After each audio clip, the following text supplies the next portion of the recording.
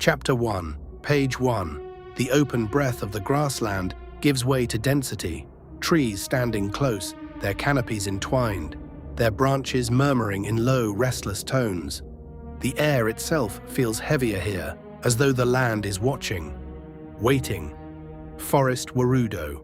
Into this domain, the three figures step, Topi, Ami, and you, adventurer, not as strangers now, but as a single party. One of them, however, can scarcely contain herself. We're here, we are here, finally. With unrestrained joy, she rushes forward, crossing the boundary as though it were a long-awaited dream. よし、旅を始めよう。 Behind her, Aim follows. Silent, observing, where Topi sees wonder, Ami registers variables, instability, unpredictability, risk. She does not speak. Not yet. But with each step deeper into the forest, the environment begins to shift. The rustling intensifies, the trees groan faintly as though adjusting their positions. Scattered ruins, remnants of something long forgotten, stand half swallowed by time. This is no ordinary place, and within Ami, concern reaches a threshold. An idea forms, one not born here but carried from afar, from her homeland, mind control. It is imperfect, limited, and yet sufficient. A betrayal act, perhaps, but in her calculations, a necessary one. The forest tightens around them, the air grows uneasy. トッピー、待って。 Topi halts, though her energy still spills forward. Oh, is there a trap ahead? This is one of those moments, isn't it? Where you analyze everything and then she is cut off, and then ごめん。これは私たち自身のためなんだ。 the world responds.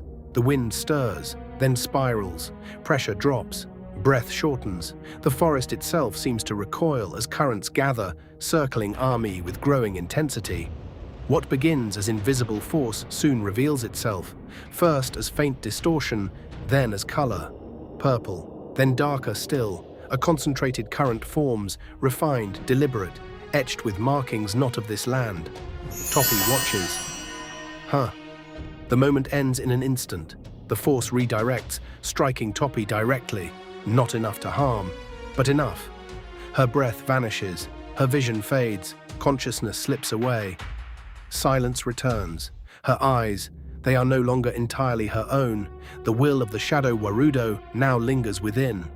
Topi stands, but she does not move of her own accord. Chapter 1, Page 2. The forest falls still, as though acknowledging the shift. No wind, no movement. Only three figures remain, including you. Seconds pass. Ami speaks, not loudly, but with certainty. 用心しなければならない。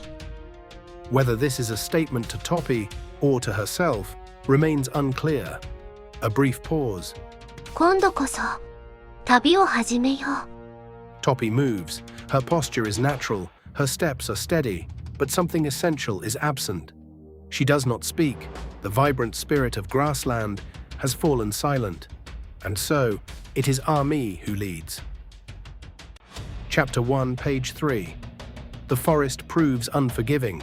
Its shifting paths, concealed dangers, and remnants of lost civilizations test them at every turn. Yet through calculated precision, Ami navigates it, minimizing risk, preserving resources, ensuring survival. When at last they emerge, the forest releases them. The journey is complete. They have endured. And yet, not all remains as it was. Near the forest's edge, an unexpected occurs. Ami freezes. Topi should not be speaking. Ami turns slowly, uncertainty breaking through her already weakened composure. Ami. This time, there is no doubt. 雨、これを見て。 The purple current reappears, faint, unstable, but rather than tightening, it begins to dissipate. The markings fade, the structure collapses, and like mist under sunlight, it vanishes. Control is lost, not by force, but by release. 何？